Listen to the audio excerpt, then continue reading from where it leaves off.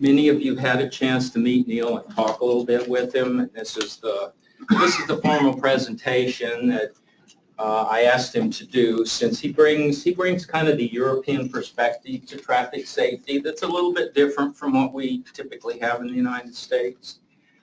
Neale is a member of our TRB Young Drivers Subcommittee, and he's on his way to our meeting next Monday and Tuesday in Woods Hole, Massachusetts. So I asked him if he could come by and talk with us for a few days. And Neale, we really appreciate you being here. I've enjoyed it. I don't know if anybody else has. But, I think that's enough of an introduction. I think you'll find this really, really interesting. Neale, do you want to take questions as you go along or hold to the end? I'm flexible, happy with either. If you see something that you really want to ask a question about, then feel free to shout out. Yes, if you have a question designed to cut him off the knees, hold that till the end. You just have a question for information, go ahead. And I just have one, we're recording this, and just remember the mics are really sensitive. So You're really quiet. Yeah, too quiet. Right? And if it's a really difficult question, then just don't bother. So yeah, it would seem that I'm a bit of a guinea pig for your wonderful new IG setup here. So we'll see how we go, and I'll be careful with what I say for the camera. So, I mean, first of all, thank you to Rob and David and the team for inviting me over and for being so welcoming and making this a really, really wonderful trip for me personally. And I hope others have enjoyed me being here. I've enjoyed being here. And it's I'm privileged that you have all given up time to come and to listen to me this lunchtime. So thank you. Okay, so Rob directed a little bit about the work I've been doing and what he wanted me to talk about. So if you don't like this, then it's his fault. So let's get underway, shall we? I'll just very briefly cover who I work for, what TRL, the Transport Research Laboratory, is. TRL used to be part of the Government Department for Transport, used to be the research arm. And then in around 97, it was sort of split off and privatised into a non-profit distributing company that is covered by a foundation. So any money we make goes back in and funneled through to conduct further research. We have around 320 staff who cover all areas of transport research, from engineers, psychologists, IT, software, stats, human factors. We do crash testing, collision investigation, pavement testing, test anything to do with cars, people, railways. We do a lot, and we've, whilst we were originally very much funded by government, we are now sort of fairly evenly split between government funding in the UK to private company funding, and then international funding through our offices around the world. So that's a little bit about who I work for. I thought I had to basically just present the fact that Rob said I am from Scotland, and so I thought I'd just remind you some of the things that link us. We like having American citizens over to visit in Scotland. Tours are a big thing, and we give you whiskey. You seem to like that. You gave us Braveheart. We give you men in dresses with funny named items of clothing that we add to it to make it an outfit. This here is a ski and do. That's how that's said. That's the knife that stays in your sock, and that's for that's traditionally for stabbing Englishmen. We play golf in Scotland sometimes. We give you golf, and we have the Loch Ness Monster, and we have some beautiful scenery and castles. We also are very welcoming to your resident.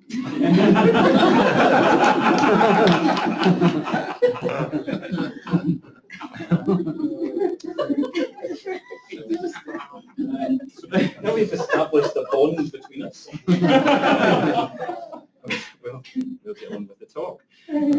So essentially, I'm going to just cover some general areas. The problem, I think we all know this quite well, so I'm not going to spend too long going into the details, but let's just remind ourselves what the problem is, what we're talking about. Then our understanding of the problem, again, I'm summarising a lot of research in this section, but a lot of you know this already, so I don't think I need to go into detail. Then I want to turn our attention to thinking about, well, now that we know all this, how do we go about trying to mitigate the risk that is so important? And then what are the problems with that, and how might we move forward in trying to investigate it in a bit more detail. So let's start with the problem. Okay, I think you're all probably very aware of this graph, chart of crash risk by age shown in the blue line. As a driver gets older, when they get licensed at any point, they are at reduced risk as they get older. That helps. So getting older is a good way of reducing risk. Great. The red lines represent that when everything else is controlled for, what happens when a driver is licensed and starts to drive and gain actual on-road experience on their own as a solo driver. So at whatever age someone is licensed, their crash risk will reduce rapidly within the first 6 months, 12 months. So we know that there's something going on here, some form of learning. So we know where the crash risk is, age and experience. We summarise it in that form. In the UK, around 70% of those being licensed are between 17 and 25. So the majority of our novice drivers are young novice drivers. And then we can look at other countries and we start to see a trend. So we take accident data from the Netherlands and we see the same split of age and then the effective experience on age. We can look at the crash risk from Australia and we see the same learning curve. And this time we also add in that actually learning to drive is a very, very safe thing to do. Driving with a supervised driver is extremely safe. And then you get licensed and you will be at your greatest risk. And the irony is never lost on me of the point that when you get given your certificate to say you're a good and safe driver to drive on your own on our public roads, you're at the greatest risk of killing yourself. Well, again, we see this crash, this learning curve of crash risk over time. Slightly differently is crash risk by cumulative mileage, which is interesting here, and sort of demonstrates that the first 1,000 miles, not necessarily just the first 6 months of being licensed, are important. So actually you can have your license for 6 months, but you might not drive much. Then in that case, that might not help you. You need to get the mileage up to your belt. We'll come back to that a little later on. But essentially one of, I guess, the key message here is that all of these data come from different countries, and we see the same pattern. And when we look at the proportion of the driving population across the world, or westernized countries, developed nations, and then the proportion of driver deaths, we see that there's this mismatch. But we have a very similar pattern, I think, which is quite remarkable. Across all of these countries that have different cultures, different licensing systems, different education, lots of different factors, but we get a very similar pattern. Suggests there's an underlying factor that could be human. So, how have we traditionally sought to understand this problem? Well, I think we could summarise it that it probably falls in, certainly from the psychological perspective, there are 3 domains that have sought to look into this. So a developmental perspective, a social perspective, and a cognitive perspective. They all overlap to an extent. They're certainly, when it comes to driving, it's a complex task that relies on all of these things. So what do we know? Well, okay, developmentally, well, age is important just in its own right. Young drivers are young. They're not just drivers, they do other things. And Frank McKenna's paper is a really interesting read if you've never read it. It was a think piece that he put together. And he just talks about the effect of youth and what happens to young people when they get to those later adolescent years, teenage years. They get 16, 17, 18. What happens at that time of life? And it's when risk-taking peaks in all walks of life. It's when sensation-seeking, although it's a trait, if you see the output of it, it happens at around 18. It peaks at that point. Crime and antisocial behaviour, you look at those stats, they peak at around age 18. And then we have brain development and impulsivity. We've now started to learn that the brain develops into our mid-20s. And in particular, the frontal lobe region of the brain, which, neuroscientists can explain it much better, but essentially we can summarize that the functions of those areas are actually sound like they would be quite important to someone who's driving a motor vehicle. So being able to recognize future consequences resulting from your current actions, selective attention, anticipation, emotion regulation, reasoning and decision making, processing event sequences, and adaptiveness to new situations. All of these things you can imagine be quite important to a driver and part of the driving task. So if we have a part of the brain that's underdeveloped in these features, then that might tell us there's a little bit of that human issue going on. And it is still necessary for us to appreciate that young drivers are happening in that context of just being young. And if in every form of public health, we're actually trying to do exactly the same thing. All of these areas on the left are all trying to do the things on the right. We're all trying to improve the decision making and the assertiveness and the responsibility and the self-management that young people have over the decisions they make in these areas. And driving's no different, but it's always been separated from public health, and it's really interesting to speak to David yesterday about the new centre that you are heading up, and how this is now on the agenda to try and combine driving with public health. Okay, so let's have a look at the social. Well, this is one of my favourite things to read out. Driving is a skill-based, socially regulated, expressive activity involving balancing capability and demand to avoid loss of control, along with real-time negotiation with co-present transient others between the drivers presently sharing the public highway to avoid intersecting trajectories while maintaining or enhancing the driver's mood and self-image. Okay. It's as complex a sentence as it is a task to do. Okay? But we don't do it in isolation. So we see this when we talk to young drivers. They start to tell us things we didn't quite take into account. That driving isn't just about getting from A to B. It is for some, actually. We can segment young drivers, and for some of them, actually, it is just a transport mode. For many, it's a way of expressing themselves, of projecting an image of themselves. It gives them a feeling of self-confidence, of being in control. It gives them that freedom. And it's no real surprise when we remind ourselves why it's called an automobile. It was because it gave us autonomy and mobility.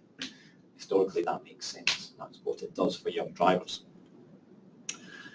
And then socially, we see the effects of that in crash rates, and add in passengers, and then we can look at night time as well. I've just used this as an example. But when young people are socializing, their crash risk goes up. Okay, we know that obviously we've tried to take steps to mitigate that risk in the US. So cognitively, what sort of things have we looked at? Well, hazard perception and visual scanning is probably one of the key areas where cognitive scientists have managed to understand processes that go on a higher order skill that is related to crash risk.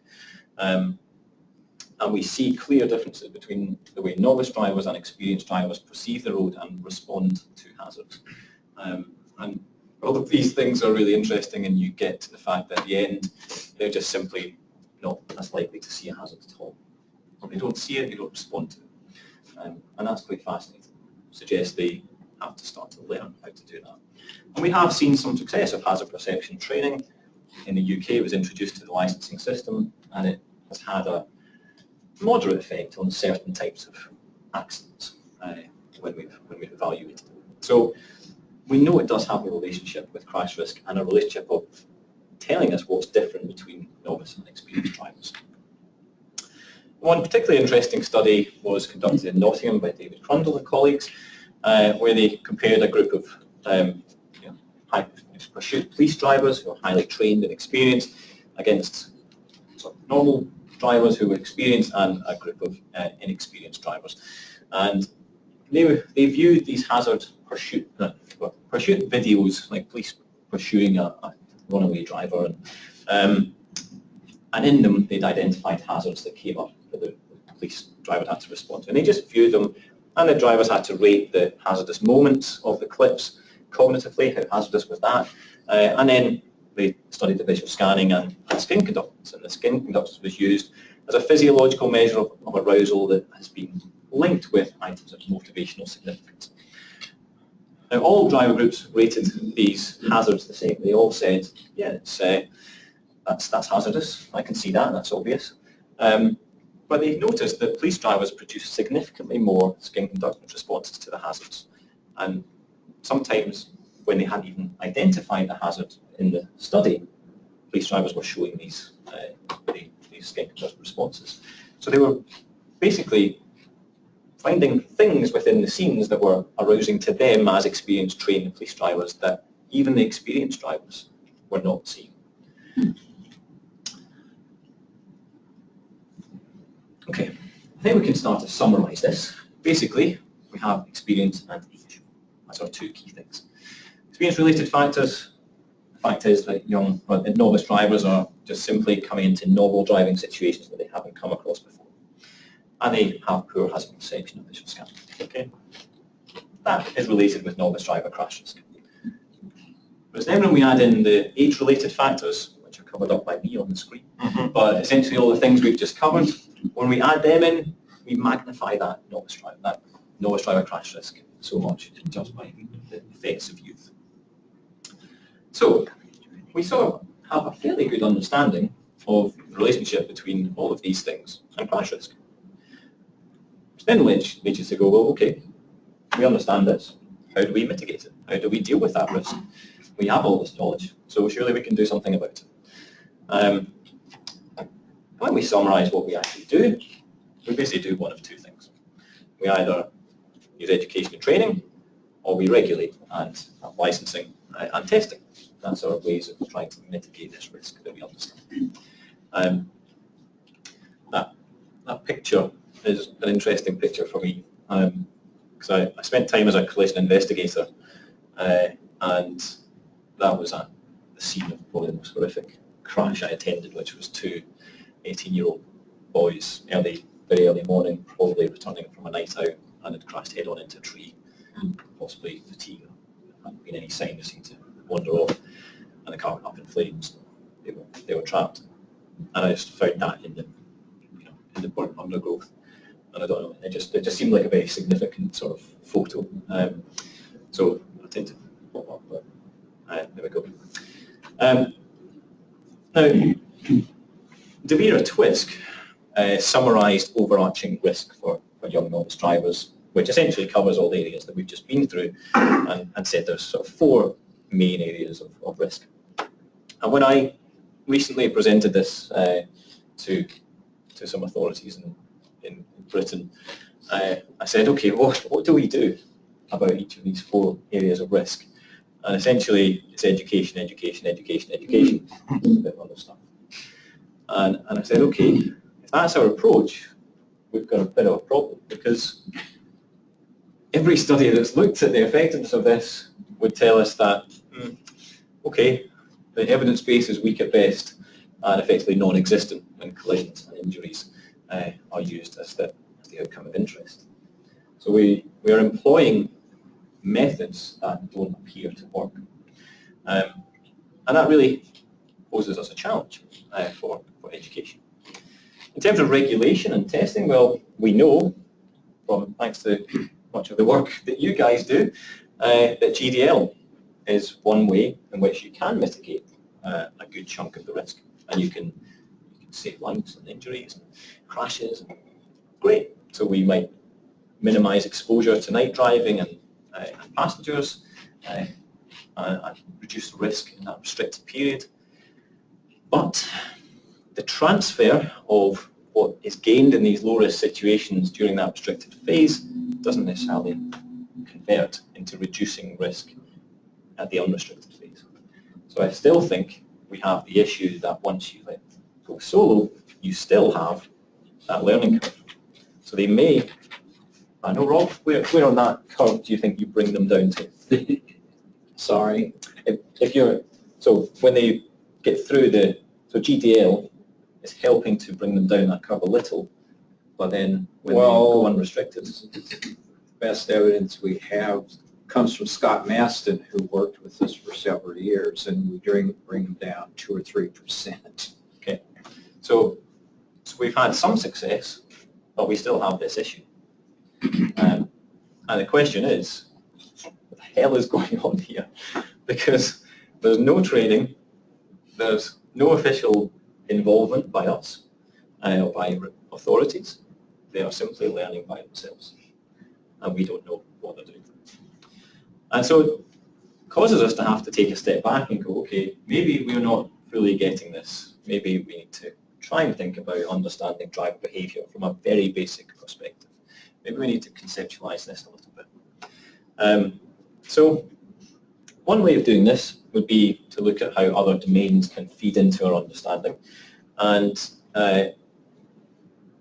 in doing some reading around areas, I started to realize there's a convergence of thought over the last 10, 15, 20 years, where risk appraisal, decision making and neuroscience all have similar things going on, and views and theories that start to blend together and help us understand how novice drivers learn during that initial phase of solo driving. And it starts to make sense when we think of it as this human problem, that how have we evolved to go about our day-to-day activities? How do we go about understanding our environment, translating our environment, which is full of so many cues? How do we work out whether continuing walking down that road is a good idea, or how do we decide it's not a good idea? How do we work out if that person's a risk to us or not? You know, all of these things happen, but we don't do this. and it's, I love this cartoon, it just sort of summarizes it really well, but we don't do that. We just don't think it through in that format. So somehow our system has to quickly tell us what's going on. And so if we look at one of these areas, if we look at the area of risk appraisal, we start to see that modern theories have converged to suggest that we have basically two forms of appraising risk. We have an analytic system that's really subconscious, and we think things through, and it's relatively slow and it's quite effortful. It can be useful in trying to work out objective risk, but it's not very useful in day-to-day activities. It's certainly not useful if you're traveling down a highway at 60 miles an hour. So the experiential system would seem to be much more likely to be something we use when driving, being intuitive, fast, mostly automatic. What's suggested to have evolved as part of our natural common way of humans to process risk in a quick way. Now the key thing and description of this is that it relies on images and associations linked by experience to emotions, a feeling that something is good or bad. And it represents risk as a feeling that tells us whether it's safe to use the analogy of walking down a dark street, but we could say to continue driving at a certain speed.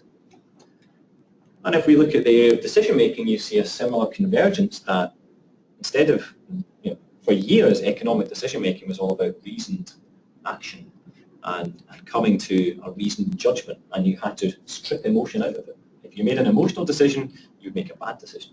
And actually, they've now come around to realize that the best traders and the best businessmen go on gut feeling. They need their emotions. If you take it away, they'll make a bad decision. And it's turning attention more and more to how feelings influence our judgments and decision making. And that these feelings guide and bias judgment and decision processes. Now the key thing there is that it biases. It doesn't tell us what to do, it just biases that decision making. But by translating complex scenarios into feelings, our decision making can do without continuous conscious control. It sounds something that would be quite important to driving. Then we might look at neuroscience, and again we start to see similar forms of theory developing, one being the semantic marker hypothesis, where Damasio argues that unconscious processes take place before we have sort of reasoning and a cost-benefit analysis. So before we even do that, we are influenced. And I think you could probably imagine that when you're out shopping, that you're looking in the supermarket at products, and you will have been biased by the branding, the advertising, all of those things are influencing you without you realizing it. Your non-conscious biasing towards the decision that you make of which product to pick up.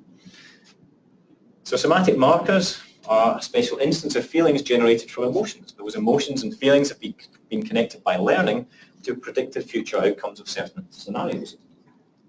Key thing being when a negative semantic marker is juxtaposed to a particular future outcome, the combination functions as an alarm bell, and it might operate covert. Again, that starts to sink in and realize that could have something to do with hazard perception or anticipation of events on the road. And actually people tell us this, drivers tell us this. So a study of inappropriate high speed that we conducted, sort of asked them, why do you not drive any faster? You're breaking the limit anyway, it doesn't matter. What's stopping you driving any faster? And they tell us, I think your body knows you're outside your comfort zone. It just registers something, you say back again instantly to whatever speed you were comfortable. Again, it was on the motorway, no one else about, did it for a couple of minutes, stopped whenever there was anything looking like it was getting too close, just a bit too much sensory input, and a bit too quick. Even though it feels like an empty road, it doesn't feel comfy. So actually, what's holding drivers back is how they feel. And these areas of research have started to feed into driver behaviour theory. And people like Nicky Sumala and Truls Van, Ray Fuller have all fed this work into their conceptualizations of how drivers essentially go about the day-to-day activity of driving, the task. And what's interesting is that actually, although they all have slightly different concepts and things, overall, they tell the same story. And you can overlay them quite well. And they all come to the same sort of conclusion. I'm going to try to conceptualize this in the way I thought would be the quickest rather than going through these complex models. So essentially, a driver has a capability. They have a limit to which you can process, a limit to which you can control the vehicle, and drivers will vary with that level of capability to an extent, and even day to day your motivations will influence your capability to control a vehicle on that day or to drive safely. You might be fatigued, for example, you might be motivated to get somewhere quickly, but essentially you have a level of capability of controlling a motor vehicle. And then you have the demand of the task. So at any particular moment, you are processing what's going in, and whatever is happening in front of you is determining how demanding that processing is. And so our primary way of controlling that is by speed. So if the processing is getting too quick, we're getting a bit overloaded, we'll reduce our speed to be able to manage that. So that's how we start to manage the demand of the task. If demand is low, if you're traveling along in slow traffic, you might do something else to increase demand to a level that feels a bit more interesting. You might start to tune the radio or pick up a phone or something like that, although you shouldn't. But it happens. But that's how we control demand. So what happens between capability and demand is key, because the gap in between is basically our safety margin. If the demand of the task exceeds our capability to control that demand, then we're going to lose control of the vehicle. So we conceptualize this for an inexperienced driver, and this vertical black line we consider to be a sort of hazardous moment. We might say that the behavioural response from the inexperienced driver, from the research we know of hazard perception and visual scanning, is that they would respond quite close to that hazard. They would drive up until the hazard is right in front of them, and then they would hit the brake and slow down. The problem is that at that point, the demand of the task has got really high, and the gap between the demand and their capability is quite small. And so if anything else happens at that particular moment that they weren't expecting, they don't have much capacity to deal with it, and they're more likely to then be involved in a crash. And if we conceptualize that and compare it to an experienced driver, what we're more likely to see is that in advance of that happening, they'll anticipate that things are developing in a way that I don't quite like, and they might just take their foot off the gas pedal a little bit, and that reduces their speed slightly, and actually they negate the hazard developing at all. They've changed the time concept of the things converging, because they've been able to identify cues in the environment. But the key question is, how do we've conceptualized that it's important that we have our capability and we have demand of the task, but we've just said, actually, we don't work like that. We don't reason of, oh, this is quite demanding. My capability is X. That's not how we work. So we have to have a way that drivers can understand and appreciate what their safety margin is, or it's been referred to as task difficulty, that gap, or safety margin, or comfort zone, or task workload. As I say, these different theories have different ways of conceptualizing it, but essentially they talk about the same thing. And I don't bother with the quote, but the main question that we have with these theories is how is it that drivers determine or monitor that gap between the difficulty of the task, the demand that they've got, and their capability? Because if we can understand that, we can start to understand how drivers actually comprehend the driving task. Go about it. So one way in which this was initially tested was devised by Ray Fuller and then replicated by myself. And we had video clips of different road scenarios, and they were then digitally altered to be presented at different speeds. So a driver would see the video clip at a certain speed, and they would rate it for how demanding or difficult that task would be depending on the study, and then the feeling of risk, and then the probability that they would be involved in a crash if they were to do that 100 times. We wanted that sort of subjective, objective measure of risk. That's what we were getting at. And so they would view these different videos at sort of 9 different speeds, and they would rate them after each one. So the key thing was we were interested in seeing how do people sort of comprehend demand as speed went up. And we expected they would be quite highly correlated because we think speed is the primary mechanism to control demand. And then, is it that probability of loss of control, or probability of collision or loss of control, that probably goes up as well with speed, you'd imagine. And feelings of risk, we actually had no idea what people would say to that. And we essentially found that, yep, people rated that the difficulty of the task went up along with speed. So just as we expected, as speed went up, people thought it was more difficult to do. Probability of loss of control did not track that. It did not correlate with task difficulty until you got to really high speed, at which the clip seemed a little bit ridiculous. At which point they started to say, yeah, it probably would be involved in a few crashes.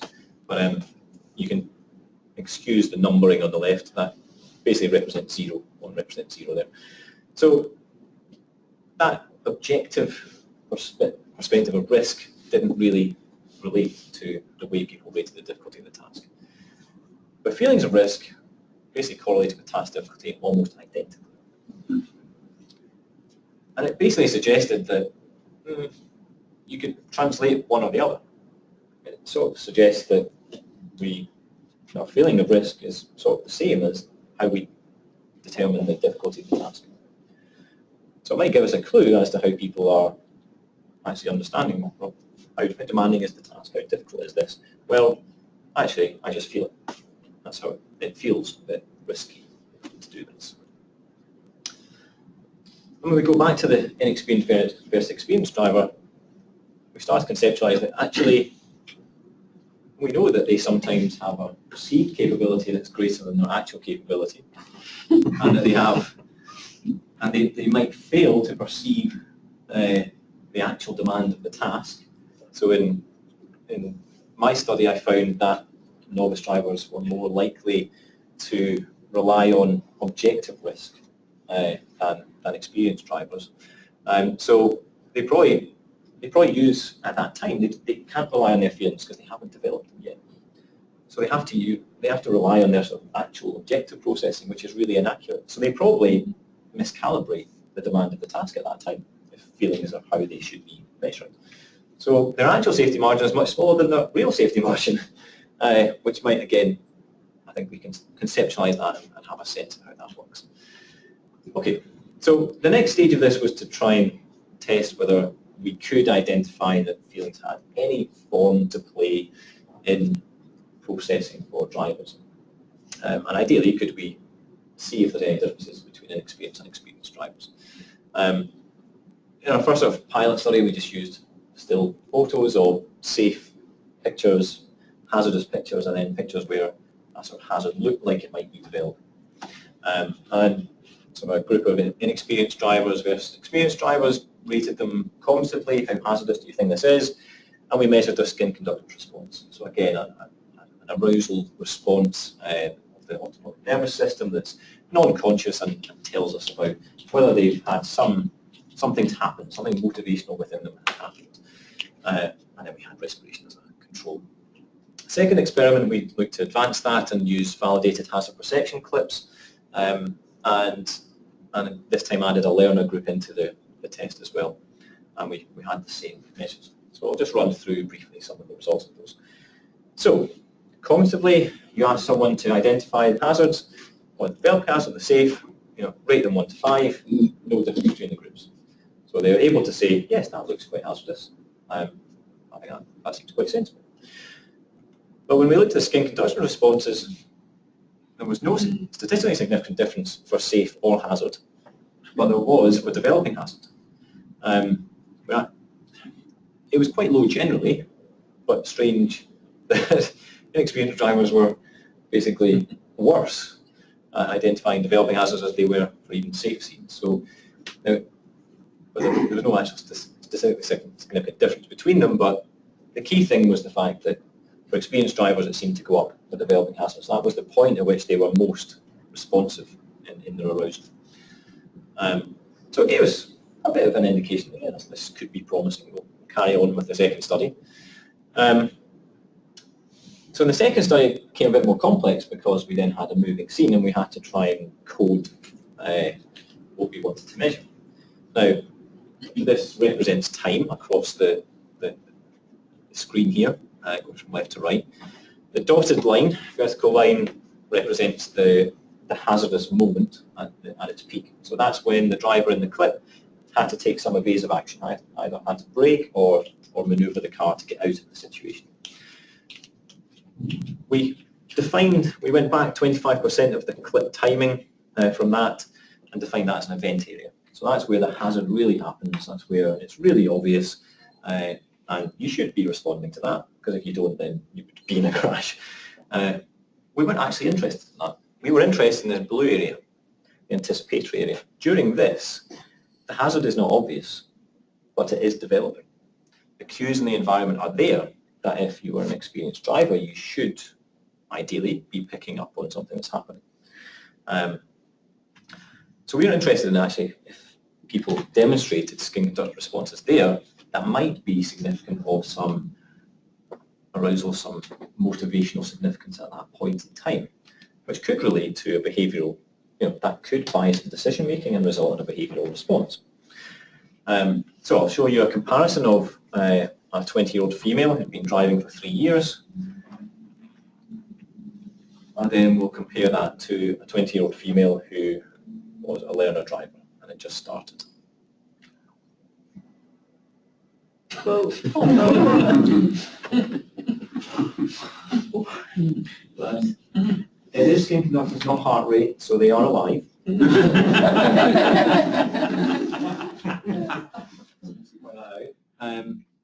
But yeah, it was, and the equipment was working. So we started to see this as a pattern. That we kept thinking the equipment wasn't working, and we'd stop the experiment and say, "Sorry, can you just cough or breathe in deeply?" And then we'd see a spike, and we go, "Okay, it seems to be working, right, carry on." And then when we grouped scores, we started to get a pattern, and the experienced drivers were demonstrating an anticipatory response. So in this blue area, so we were interested in that little blip in the blue area, not the big blip at the hazard. Just in the blue area, in anticipation of the hazard, experienced drivers were showing statistics significantly more responses of skin conductance. Now, what we wanted to do is then look more at that inexperienced group and understand, well, can it be that actually over time, like we think, they should be showing you some progression if there's a learning curve here. We split them by those in their first year of driving and those in the second and third year, and we thought, we'll definitely get something here, and we didn't. And we thought, okay, that doesn't really demonstrate any sort of learning. But then we had an interesting sort of separation within the group. We had those that had passed the test and then not really driven very much.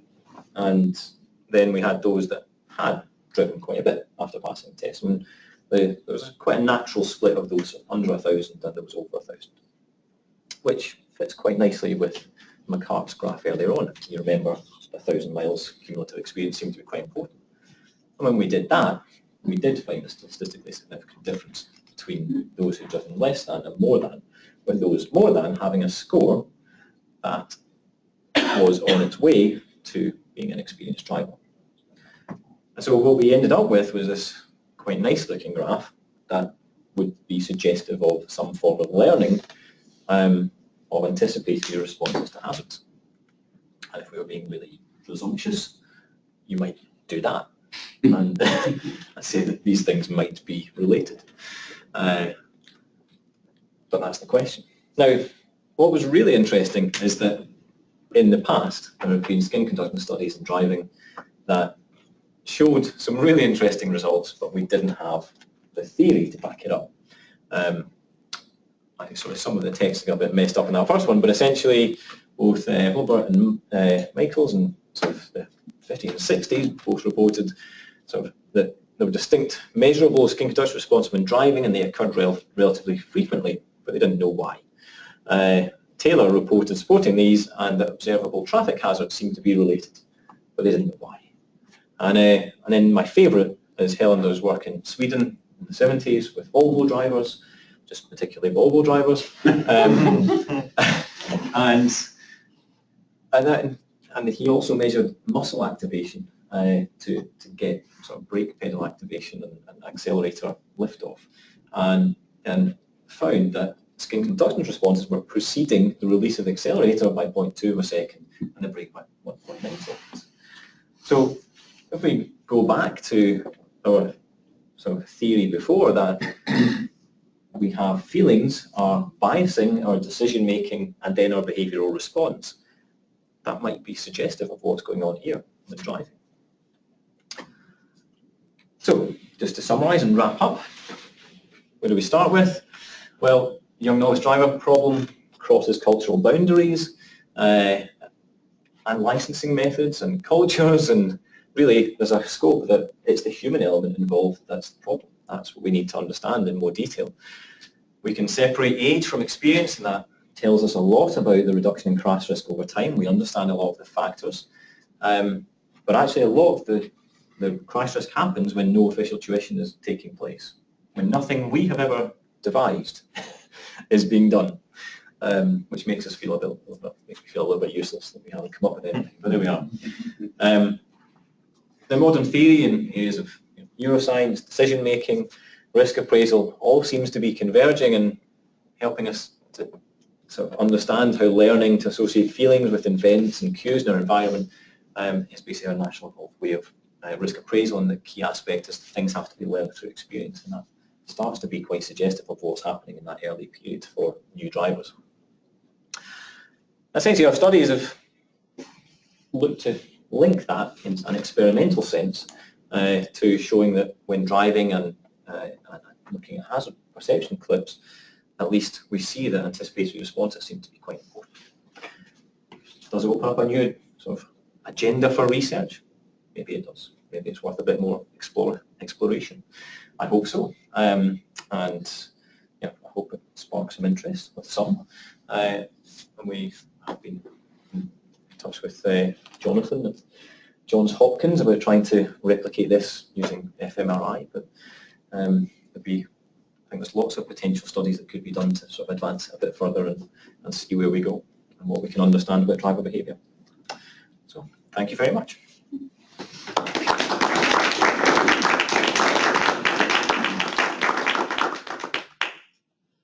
Okay, time for questions.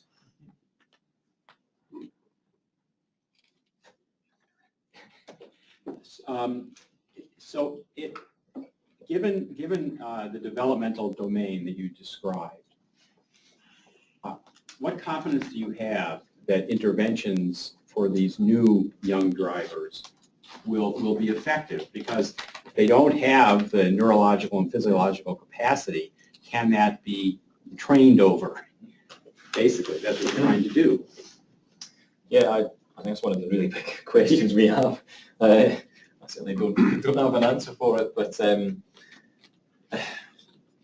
it's what complicates the battle. Yeah. That those youthful factors are the thing that we're trying to control a bit, and I guess maybe through regulation we're doing that a little. Right. And maybe we can get assistance from parents by educating them to manage that risk. But essentially young people will do risky things regardless, because it's at a time of life when they're exploring and trial and error and see what happens. So that's always probably going to be a factor. In which case it's about trying to make our interventions as effective and efficient as possible. Till now we've not got an intervention that has shown any results. So other than GDL as an intervention, but in terms of sort of educating or anything like that, we've not been successful on it. So it sort of begs the question, do we need to take a step back and try and understand that what is genuinely required for young drivers to reduce their risk by themselves, and then try and help them do that? And I guess the historical obvious question is, can you train on a simulator to gain that sort of experience? Is it real enough? I think you were. Yeah, can you go back to one of the early slides when you identified 3 or 4 issues with young drivers, and the answers were always training and education? Go back a while.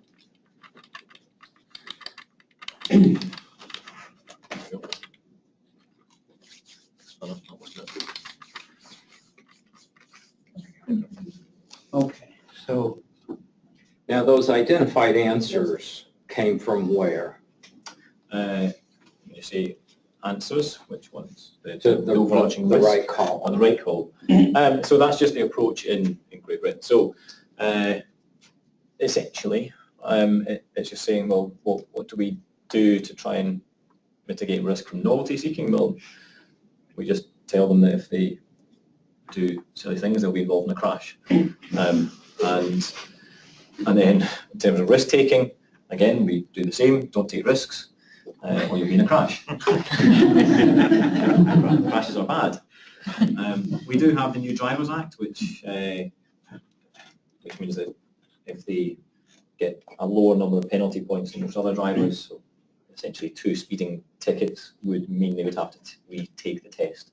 So they are motivated to not do really stupid, risky things because they'd have to retake the test a little bit. So that's part, and that has actually, we evaluated that, and that has had an effect.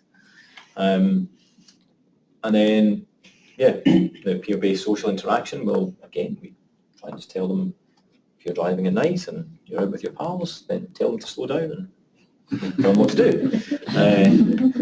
But we don't have anything that stops them driving with their friends when they're a new driver,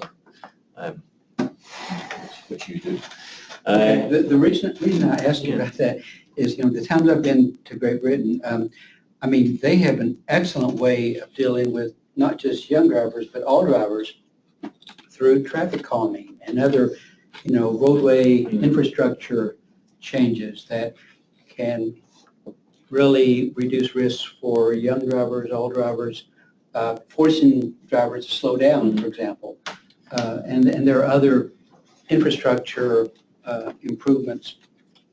For example, stop ahead on red when flashing. Okay, we have in the U.S. to alert drivers that you don't have to just wait until you're almost at the signal. We're telling you now, get ready to stop, if you're seeing this flashing red. So to me, that's kind of an environmental way of reducing that risk factor, either alerting motorists ahead of time or forcing them to slow down. That would not, so couldn't we add infrastructure improvements to that last category? To the exposure turn, I guess you could. You're right that anything that looks to reduce speed is going to be a risk reduction measure. So, yeah, we do have routes in UK that have average speed cameras have been installed, and that has had big effects in sort of bringing speeds to sort of reducing the differential between vehicles and slowing down the really excessive speeders, and that's been effective. So yeah, I guess that would impact on a new driver as it would all drivers. But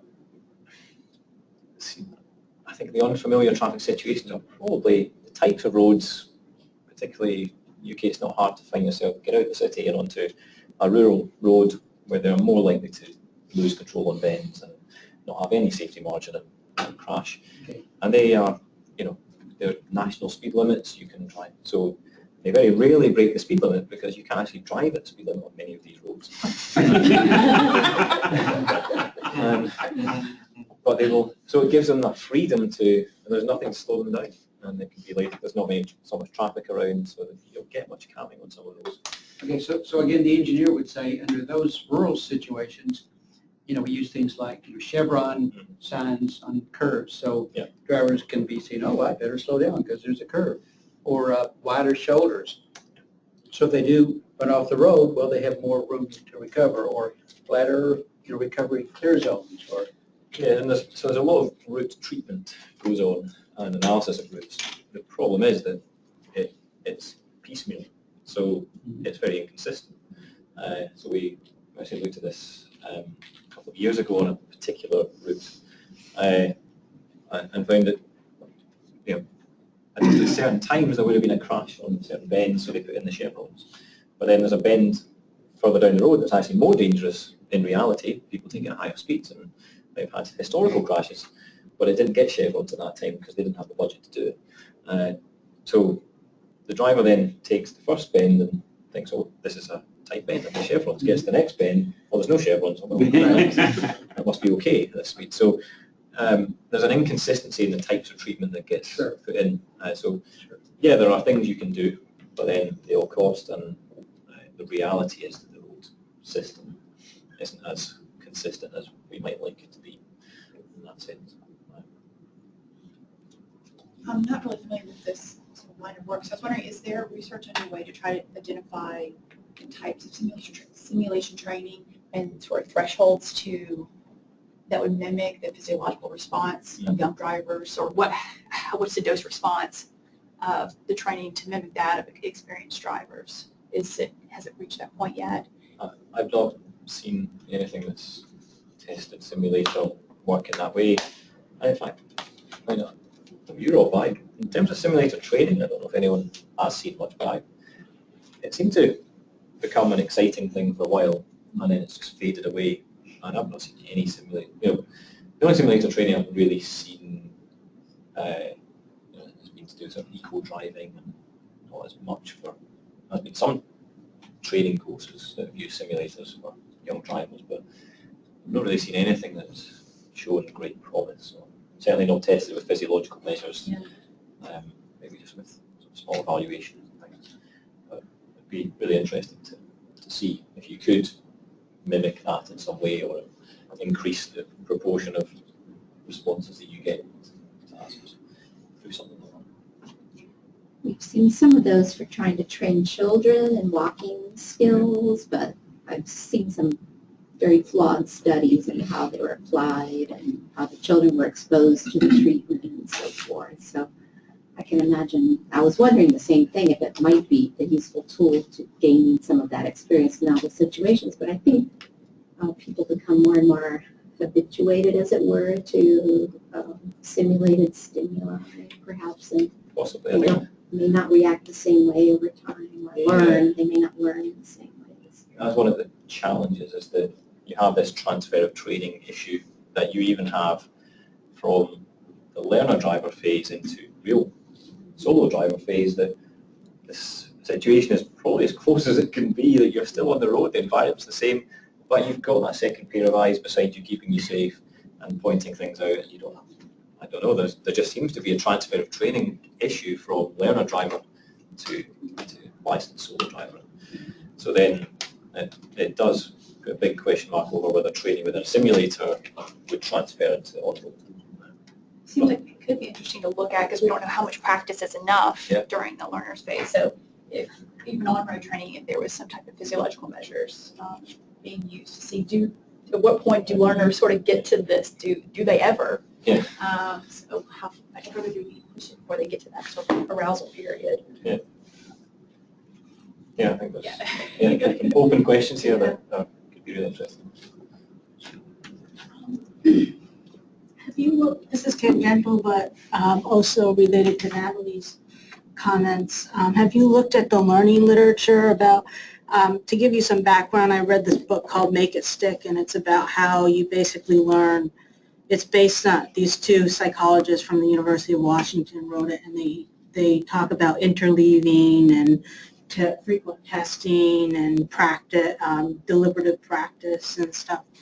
And then I also read this other book called Peak about how you become an expert in your field, and how basically mentorship is really important, but at some point the mentor needs to step out of this.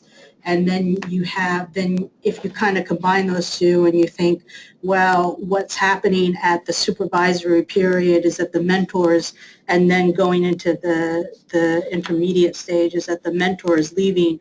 They don't have the expertise and that guidance constantly, but what they are getting is the interleaving, the testing, the frequent deliberative practice over and over and over again. But what causes that high crack, if there was some way to do the mentorship while still getting all those other things, I'm not making a lot of sense, but have you looked at that literature and thought about how it could be applied to driving? Yeah, I mean, I have to admit, I've not looked in depth into the learning literature. I do think there's probably a great deal we could learn from understanding that better. It would be really interesting to do a review of that study. Because there's certainly things we can learn. I think from yourself, this morning we were talking about the comparison with learning a skill, any skill like a sport. And I actually think probably a lot we could learn from the sports domain. There's so much money and research goes into that, in training athletes, that there's got to be stuff that we can learn from that. And it interests me when you see the type of techniques they do on the training pitch, like the sort of league level footballers, etc. So players. The training now is all about, there is no point in running around a pitch or sending them to run up and down a hill to increase fitness. That sort of fitness doesn't matter. The type of fitness they need is running around with the ball. And every bit of training a current player does will be with the ball. There's no point.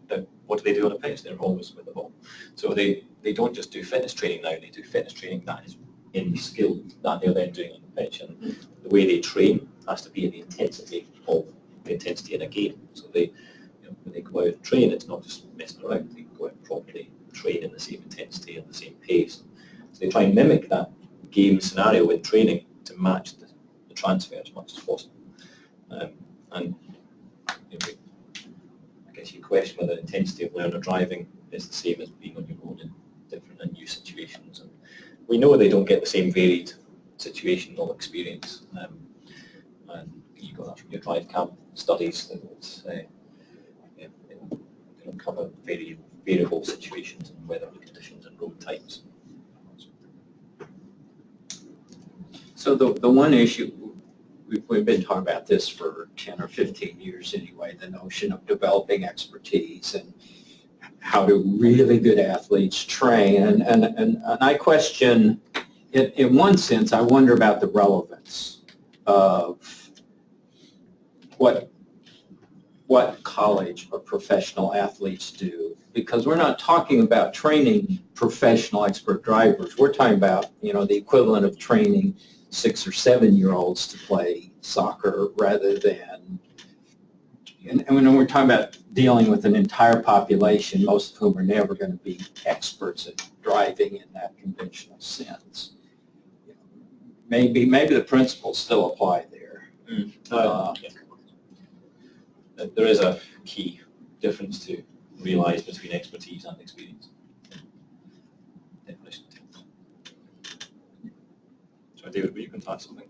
So I was going to follow up on Charlie's question, and you guys were kind of getting at this when you're talking about the infrastructure side of things and risk. And we have kind of moved from this kind of spot treatment sort of approach to things to more of a systemic approach, right? To where you are treating not only those places where there have been collisions or there have been crashes, but we're now treating those places where there is the potential for those that are very similar. So rumble strips is a perfect example where we're doing much more in terms of systemic treatment of locations. I was thinking more about within moving in this conversation you and I had yesterday, moving beyond the systemic approach to the safe systems approach. And a lot of the research that you and others have been involved in terms of this issue of risk mitigation and what you're finding in terms of the novice driver, the inexperienced driver, they're the ones that have the highest level of risk-taking, right? And so if we're truly going to get to a point of this zero vision, zero fatalities, then one of the things that has to be thought about in terms of thinking about the systems approach to the problem is that seems to be the driver that should form, they're the ones that we have to target, right? You have to target their experience, their level, when you start to think about the systems approach to the problem. If we target the experienced driver, we're going to continue to miss a whole bunch of the issues that are coming out of the research that you have. And I was just wondering if you've thought about kind of the systems approach and where the novice driver fits into that whole framework. Yeah, I guess, so as we discussed yesterday, there's terminology issues over how we're starting to look at this, and you have some safe systems approach as a sort of engineering type solution for making the roadway allowable for mistakes and human error and then human vulnerabilities. But then there's also that system that we have in which new drivers come in to be drivers, which I was saying I would prefer to call that framework. But we have a licensing framework, and that's how new drivers come into the driving arena, get on the highways. Bless you. And I think we can focus on that. We can look at how all the bodies and regulation bodies and those that administer it and the researchers and then the trainers and the examiners and how they all work will determine what the learner driver learns, because what we stipulate for them to get through the test is basically what they will then go and learn, and then what we restrict them to will mitigate the types of risks that they can be involved in.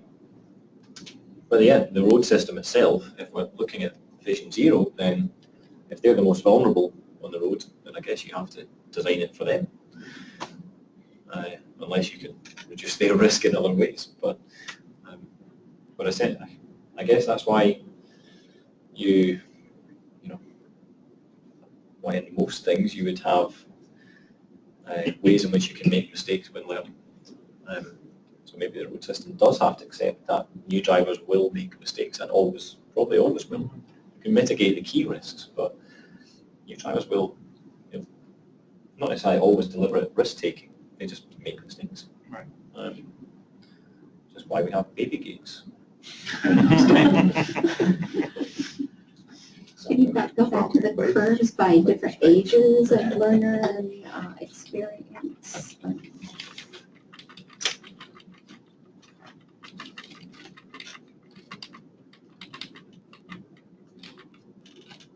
Yeah, that one. So if we just raise the driver age up to about 36 or 40. Yeah, that's good to go. It's been mitigating a lot of the exposure, right? And a lot more athletic experience. Or you can move the driving age back to about 12 and then more experience. Well, yeah, that's a problem. So minimum learning periods and always the trade-off, isn't it? Sometimes the age at which you can get your provisional gets lower, so that they then have a learning period. It's a trade-off. You get more experience, but you become riskier by age. Yeah, I think that the steepness of that curve at the younger ages is quite important.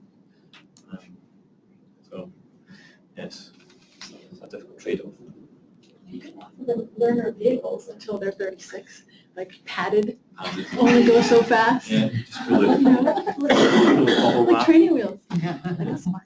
Yeah. But what goes on my way? Self-driving cars, just take, the human development out of it. Yeah, no, you just don't want to kind of. Yeah. Take that That Maybe an hour. That does beg the question, with all the new technologies coming into the vehicles, going along with everything else that the learner driver, the novice driver is having to try to learn anyway, it just seems like that can just really throw a monkey wrench in everything. Well, it does, the new technology is changing things in a big way, and authorities are playing catch up massively. When in the UK, we just introduced sat-nav into the test. Now, that's sat-nav. And we're talking about, the device that you stick on the window. Now, people don't use that anymore. It's on their phone. So, how quickly are they keeping up with that? And then all the new things that are in a vehicle, like lane departure warnings, and, how they're different between different vehicles, and how quickly people can learn that. And what effect is that going to have if they learn in something, but then it's different in different vehicles? All these things are changing so quickly, and you can soon have different levels of automation are probably going to be low level stuff, where it's partial automation in certain situations. Do you train that for new drivers, or you just let them learn by getting the vehicle, seeing how it does it? What do you do? It'll be in higher end vehicles first before it gets to learner driver vehicles and new driver vehicles for a long time. A lot of difficult questions ahead, which is good for us because we're in research. The pedestrians and bicyclists won't be automated. Well, they'll be plugged up and their senses. There'll be, what do you call it, pedestrian zombies? Perhaps, but I don't think we know for sure how much. Would you go to the graph showing the different countries?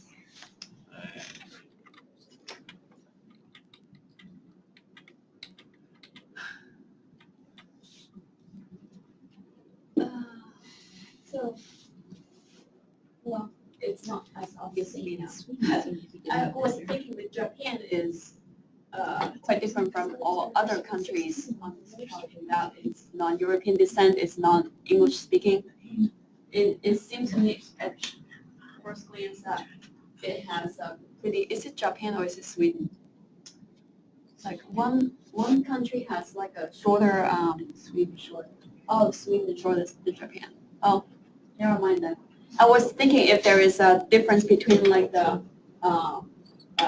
maybe the highest difference, the country with the highest difference and the country with the lowest difference, and see what might be the contributing factors to that contrast.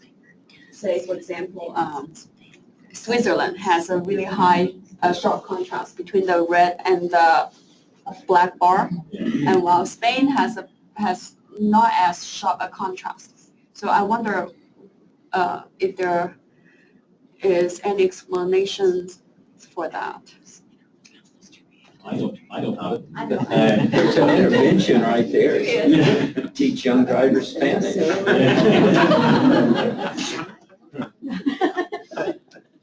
Yeah, I'm not sure. And I stole this slide many years ago and trot it out as a general message, but yeah, I'm not sure whether you're relying on population figures and licensing data to be good within each of these countries as well. But I think the key message of you get some love hats. Yes.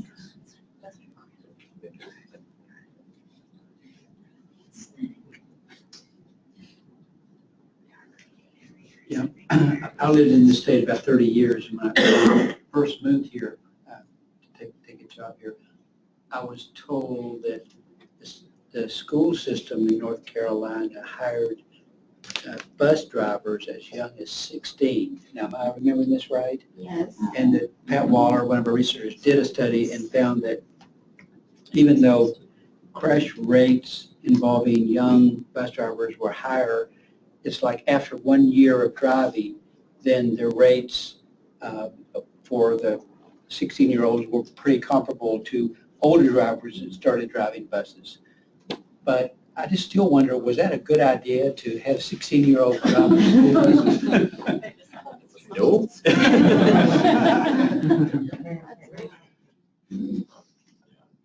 I wouldn't want to be on that bus. Yeah, but anecdotally, somebody we've worked with for years talks about when she was a kid in North Carolina, and their bus driver was a young driver. And that young driver used to try to take hers really hard and get the bus to tip. The kids loved it. So, depends on your perspective, whether it's a good idea.